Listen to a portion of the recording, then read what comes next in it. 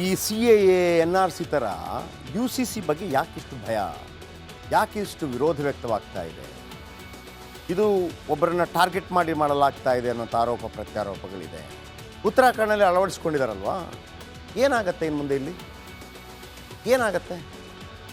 ಸಾಧಾರಣವಾಗಿ ಕೇಳ್ತಾರಲ್ಲ, ಏನಾಗ ಬನ್ನಿ ಹೇಳ್ತೀನಿ.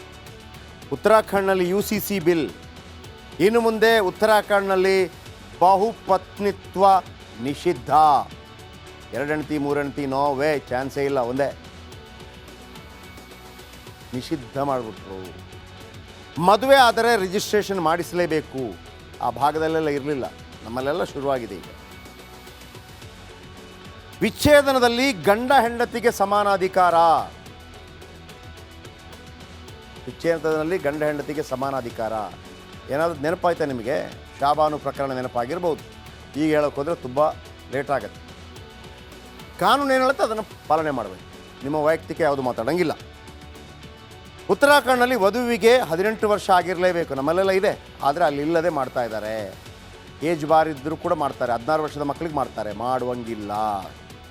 ವರನಿಗೆ 20 ವರ್ಷ ಆದರೆ 21 ವರ್ಷ ಆದರೆ ಮಾತ್ರ ಮದುವೆಗೆ ಅನುಮತಿ. ಅವನಿಗೆ 18, ಅವ್ರಿಗೆ 16, ಹಂಗಾಗಲ್ಲ. ಲಿವ್ ಇನ್ ರಿಲೇಷನ್ಶಿಪ್ಗೆ ನೋಂದಣಿ ಕಡ್ಡಾಯ. ಹೋದ್ರು ಕೂತ್ಕೊಂಡ್ಬಿಟ್ರು, ಹಂಗೆಲ್ಲ ಆಗಲ್ಲ. 21 ವರ್ಷಕ್ಕಿಂತ ಚಿಕ್ಕವರಿಗೆ ಪೋಷಕರ ಅನುಮತಿ ಬೇಕು.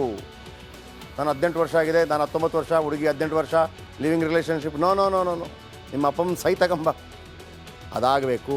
ನಿಯಮ ಉಲ್ಲಂಘಿಸಿದರೆ 6 ವರ್ಷ ಜೈಲು. ನಾನು ಸ್ಟಾರ್ಟಿಂಗಲ್ಲಿ ಹೇಳಿದ್ನಲ್ಲ, ಇಲ್ಲಾಂದರೆ 25,000 ರೂಪಾಯಿ ದಂಡ. ಆಮೇಲೆ ಮಗ ಮಗಳಿಗೆ ಸಮಾನ ಉತ್ತರಾಧಿಕಾರದ ಹಕ್ಕು ಸಿಗಲಿದೆ.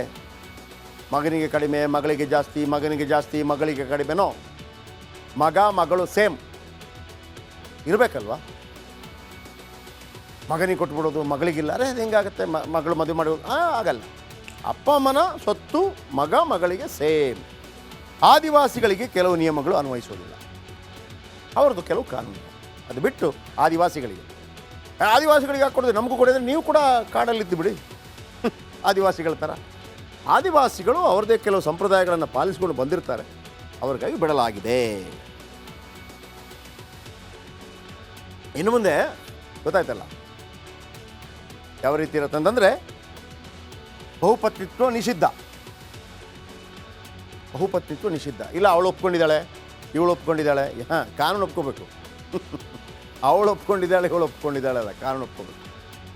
ಬಹುಪತ್ನಿತ್ವ ಬೇಕಾ? ಫಸ್ಟ್ ಬಿಟ್ಟು ಇನ್ನೊಂದು ಮದುವೆ ಆಗಬೇಕು.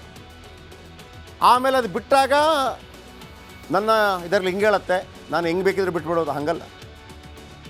ಕಾನೂನು ಏನು ಹೇಳುತ್ತೆ, ಅವಳಿಗೆ ಏನು ಕೊಡಬೇಕಿತ್ತು. ನಿಮಗೇನಾಯಿತು? ಶಾಬಾನು ಪ್ರಕರಣ ಅಂತ ಬರುತ್ತಲ್ಲ ಭಾರತದಲ್ಲಿ, ಬಹಳ ದೊಡ್ಡ ವಿಚಾರ. ಶಾಬಾನು ಅನ್ನುವಂಥ ಒಂದು ಹೆಣ್ಣು ಮಗಳಿಗೆ ತಲಾಕ್ ಕೊಡಲಾಗ, ಮುಸ್ಲಿಂ ಹೆಣ್ಣು ಮಗಳು. ಏನಕ್ಕೆ ತಲಾಕ್ ಕೊಟ್ಟಾಗ ಆಕೆ ಏನು ಹೇಳ್ತಾಳೆ? ಆಕೆ ಕೋರ್ಟ್ಗೆ ಹೋಗ್ತಾಳೆ, ನನಗೆ ಪರಿಹಾರ ಕೊಡಿ. ಈಗ ಸಾಧಾರಣವಾಗಿ ಇದೆಯಲ್ವಾ, ಹೆಂಡತಿಯನ್ನು ಬಿಡಬೇಕು ಅಂತಂದರೆ ಅಥವಾ ಗಂಡನನ್ನು ಬಿಡಬೇಕು ಅಂತಂದರೆ ಒಪ್ಪಿಗೆ ಬೇಕು, ಅಥವಾ ಮತ್ತೊಂದು ಮ್ಯೂಚುವಲ್ ಅಂಡರ್ಸ್ಟ್ಯಾಂಡಿಂಗ್. ಇಲ್ಲಪ್ಪ ನೀನು ಏನು ಕೊಡಬೇಡ, ನಾನೇನು ಕೊಡಬೇಡ, ಓಕೆ ಸಮಾಪ್ತ. ಇನ್ನು ಕೆಲವರದ್ದು ಹೆಂಗಿರುತ್ತೆ, ಇಲ್ಲ ನನಗೆ ಮಗು ಇದೆ, ಮತ್ತೊಂದಿದೆ, ಅಥವಾ ನನಗೆ ಕೊಡಬೇಕು ದುಡ್ಡು ಅಂತಂದಾಗ ಸರ್ಕಾರ ಹೇಳುತ್ತೆ, ಅಥವಾ ಕೋರ್ಟ್ ಹೇಳುತ್ತೆ, ಪ್ರತಿ ತಿಂಗಳು 5,000 ಕೊಡಿ, ಪ್ರತಿ ತಿಂಗಳು 10,000 ಕೊಡಿ, ಹಿಂಗೇನು ಡಿಸೈಡ್ ಮಾಡಿ. ಶಾಬಾನು ಅನ್ನೋಂಥ ಹೆಣ್ಣು ಮಕ್ಕಳು ಕೋರ್ಟ್ಗೆ ಹೋದಾಗ ಕೋರ್ಟ್ ಹೇಳುತ್ತು ಗಂಡನಿಗೆ, ಬಿಟ್ಟ ಗಂಡನಿಗೆ ಅವಳಿಗೆ ಜೀವನಾಂಶ ಕೊಡು, ಪ್ರತಿ ತಿಂಗಳು ಕೊಡಬೇಕು. ಸುಪ್ರೀಂ ಕೋರ್ಟ್ ಆದೇಶ ಕೊಡು. ಇದಕ್ಕೆ ಕೆಲವು ಮುಸ್ಲಿಂ ಮೌಲ್ವಿಗಳು ಹಂಗಾಗಲ್ಲ ಅಂತಂದರು. ಏನಾಗಲ್ಲ? ನಮ್ಮ ಶರಿಯತ್ ಕಾನೂನಲ್ಲಿ ತಲಾಕ್ ಕೊಟ್ಟರೆ ಅವಳಿಗೆ ಜೀವನಾಂಶ ಕೊಡಬೇಕು ಅಂತಿಲ್ಲ. ಆಗ ರಾಜೀವ್ ಗಾಂಧಿ ಏನು ಮಾಡಿದರು? ಅಯ್ಯಯ್ಯೋ ಹೌದಾ, ಬಟ್ ಸಂವಿಧಾನದಲ್ಲಿ ಸಮಪಾಲು ಅಂತಿದೆಯಲ್ಲ, ಸಂವಿಧಾನದಲ್ಲಿ ಬದಲಾವಣೆ ತಂದರು. ಬದಲಾವಣೆ ತಂದುಬಿಟ್ಟು ಶಾಬಾನುಗೆ, ಅಂದರೆ ಸುಪ್ರೀಂ ಕೋರ್ಟ್ನ ಕೊಟ್ಟ ಕಾನೂನಿಗೆ ವಿರುದ್ಧವಾಗಿ ಸಂವಿಧಾನ ಬದಲಾವಣೆ ಮಾಡಿ ಶಾಬಾನುಗೆ ಜೀವನಾಂಶ ಕೊಡಬೇಕಾಗಿಲ್ಲ ಅಂತ ಹೇಳಿ. ಇದನ್ನು BJP ಈಗಲೂ ಕೂಡ ತುಷ್ಟೀಕರಣ ಅಂತ ಹೇಳ್ತಾರೆ. ತುಷ್ಟೀಕರಣ ಅಂತ. ಅದನ್ನು ಮುಸ್ಲಿಮರ ತುಷ್ಟೀಕರಣ ಆಯಿತು ಅಂತೇಳಿ ಹಿಂದೂಗಳ ಸಮಾಧಾನ ಆಗಬೇಕು ಅಂತೇಳಿ ಅಯೋಧ್ಯೆ ರಾಮ ಮಂದಿರದ ಕೀ ತೆಗೆಸಿದ್ರು, ಶಿಲಾನ್ಯಾಸ ಮಾಡಿದರು, ಅಲ್ಲಿಂದಲೇ 1989 ಪ್ರಚಾರ ಮಾಡಿದರು. ಇದೆಲ್ಲ ದೊಡ್ಡ ಕತೆ. ಇದೆಲ್ಲ ಚೇಂಜ್ ಆಗುತ್ತೆ ಅಂತ. ಹಾಗಾಗಿ ಈ ಹಿಮಾಂತ್ ಬಿಸ್ವ ಶರ್ಮಾ ಮತ್ತು ರಾಹುಲ್ ಗಾಂಧಿ ಒಬ್ಬರನ್ನೊಬ್ಬರು ಬಿಡ್ತಾ ಇಲ್ಲ ರೀ.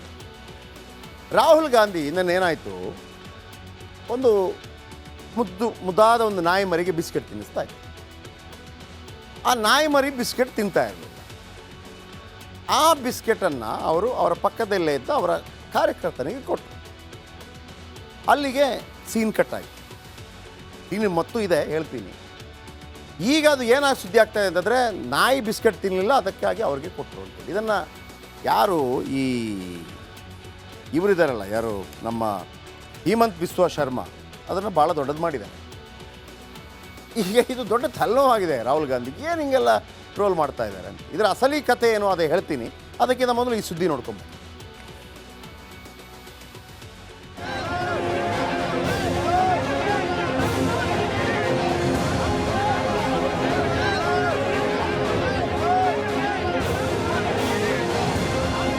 ಈ ದೃಶ್ಯವನ್ನೊಮ್ಮೆ ನೋಡಿ. ಭಾರತ್ ಜೋಡೋ ನ್ಯಾಯಯಾತ್ರೆಯಲ್ಲಿ ಕಾಂಗ್ರೆಸ್ ನಾಯಕ ರಾಹುಲ್ ಗಾಂಧಿ ನಾಯಿಗೆ ಹಾಕಿದ್ದ ಬಿಸ್ಕತ್ ಅನ್ನೇ ತೆಗೆದು ಕಾರ್ಯಕರ್ತನಿಗೆ ನೀಡಿರುವ ವಿಡಿಯೋ ಇದು. ಹೌದು, ರಾಹುಲ್ ಗಾಂಧಿ ರೋಡ್ ಶೋ ವೇಳೆ ಒಂದು ನಾಯಿಗೆ ರಾಹುಲ್ ಗಾಂಧಿ ಬಿಸ್ಕತ್ ಹಾಕ್ತಾರೆ. ಆದರೆ ಆ ನಾಯಿ ತಿಂತಿರಲಿಲ್ಲ. ಅದೇ ಸಮಯದಲ್ಲಿ ಮಾತನಾಡಿಸಿದ ಕಾರ್ಯಕರ್ತನಿಗೆ ರಾಹುಲ್ ಗಾಂಧಿ ಬಿಸ್ಕತ್ ನೀಡಿದ್ದಾರೆ.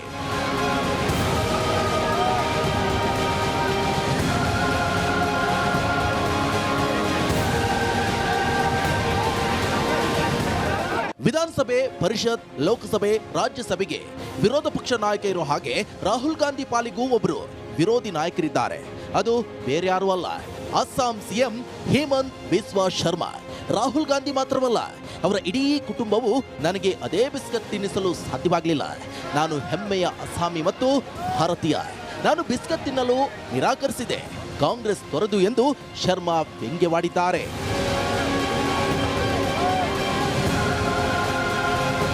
ಹಿಮಂತ್ ಬಿಸ್ವಾ ಶರ್ಮಾ ಮಾತಿಗೆ ರಾಹುಲ್ ಗಾಂಧಿ ಉತ್ತರ ನೀಡಿದ್ದಾರೆ. ವಿಡಿಯೋದಲ್ಲಿರುವ ವ್ಯಕ್ತಿ ನಾಯಿಯ ಮಾಲೀಕ. ನಾಯಿ ಹೆದರಿತ್ತು. ನಾನು ಬಿಸ್ಕೆಟ್ ತಿನ್ನಿಸಲು ಪ್ರಯತ್ನಿಸಿದಾಗ ಮತ್ತೆ ಹೆದರಿತ್ತು. ಹಾಗಾಗಿ ನಾಯಿಯ ಮಾಲೀಕರಿಗೆ ಬಿಸ್ಕೆಟ್ಗಳನ್ನ ನೀಡಿದ್ದೇನೆ ಎಂದರು. वो बिल्कुल घबराया हुआ था, कांप रहा था, और मैंने जब उसको बिस्किट दिया वो डर गया, तो मैंने उसको मालिक को दिया कि भैया आप दे दो, ये आपके हाथ से खा लेगा. फिर वो मालिक ने उसको दिया, वो खा गया. तो इसमें मतलब इशू क्या है? ಕಾಂಗ್ರೆಸ್ ಕಾರ್ಯಕರ್ತ. ಕಾಂಗ್ರೆಸ್ ನಾಯಕರು ಇಷ್ಟಕ್ಕೆ ಸುಮ್ಮನಾಗ್ಲಿಲ್ಲ. ನಾಯಿ ಮಾಲೀಕನನ್ನು ಮಾತನಾಡಿಸಿ ವಿವಾದಕ್ಕೆ ತೆರೆಳೆದಿದ್ದಾರೆ. ರಾಹುಲ್ ಸರ್ ಕೆ ಸಾಥ್ ಮೇ ಫೋಟೋ ಖಿಂಚಾಯಾ ಹೈ. देखिए उसको बिस्कुट दिया गया है.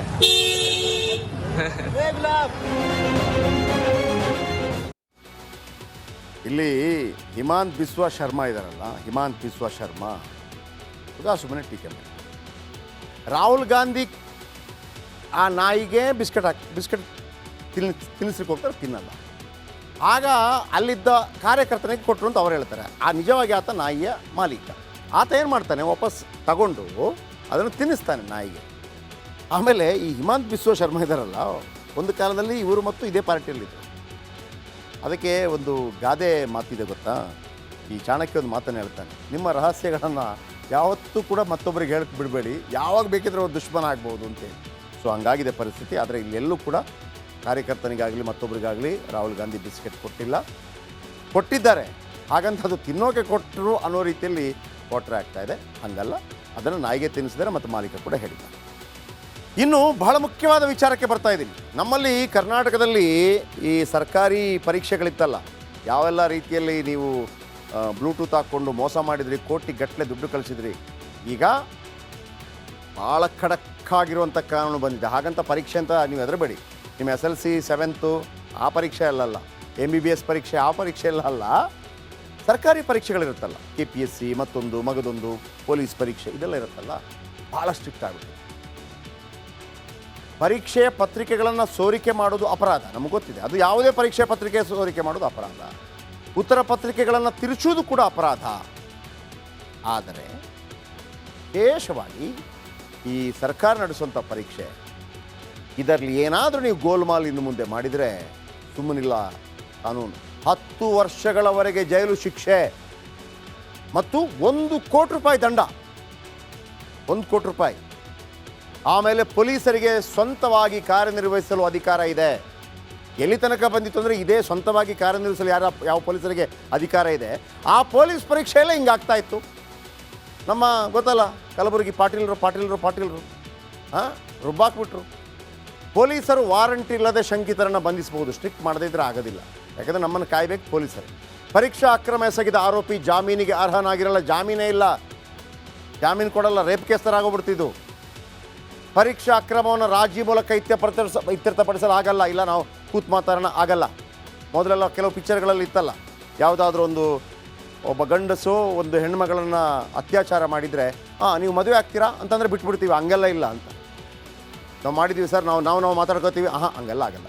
ಪ್ರತ್ಯಕ್ಷವಾಗಿ ಪರೋಕ್ಷವಾಗಿ ಅಭ್ಯರ್ಥಿಗೆ ಸಹಾಯ ಮಾಡುವಂತಿಲ್ಲ, ಕಂಪ್ಯೂಟರ್ ನೆಟ್ವರ್ಕ್ ಸಿಸ್ಟಮ್ ಟ್ಯಾಂಪರಿಂಗ್ ಮಾಡುವಂತಿಲ್ಲ, ಬ್ಲೂಟೂತ್ ಮೂಲಕ ಉತ್ತರ ಹೇಳಿದ್ರು, ಸಮಸ್ಯೆ ಕಟ್ಟಿಟ್ಟ ಬುತ್ತಿ, 10 ವರ್ಷ ಜೈಲು, 1 ಕೋಟಿ ದಂಡ. ಸೊ ಹಾಗಾಗಿ ಭಾಳ ಎಚ್ಚರಿಕೆಯಿಂದಿರಬೇಕು. ಮತ್ತೊಂದು ಕಡೆ ಶರದ್ ಪವಾರ್ ಸೋದರಳಿ ಅಜಿತ್ ಪವಾರ್ ಅವರಿಗೆ ಅವರ NCP ಬಣದ ಚಿಹ್ನೆ ಸಿಕ್ಕಿದೆ. ಶರದ್ ಪವಾರ್ ಈ ಹಿಂದೆ ಸೋನಿಯಾ ಗಾಂಧಿ ಅವರನ್ನು ಅಧ್ಯಕ್ಷರನ್ನಾಗಿ ಮಾಡಿದ್ರು, ಪ್ರಧಾನಿ ಅಭ್ಯರ್ಥಿಯನ್ನಾಗಿ ಮಾಡಿದ್ರು ಅಂತೇಳಿ ಕೋಪಗೊಂಡು ಕಾಂಗ್ರೆಸ್ನಿಂದ ಹೊರಬಂದು NCP ಕಟ್ಟಿದ್ರು. ಗಡಿಯಾರ ಅವರ ಚಿಹ್ನೆ ಆಗಿತ್ತು, PA ಸಂಗಮ ಕೂಡ ಇದ್ದರು. ಇವತ್ತು ಅವರ ಕೈಯಿಂದ ಅದು ತಪ್ಪಿ ಹೋಗಿದೆ, ಅಳಿಯನ ಕೈಗೆ ಹೋಗಿದೆ.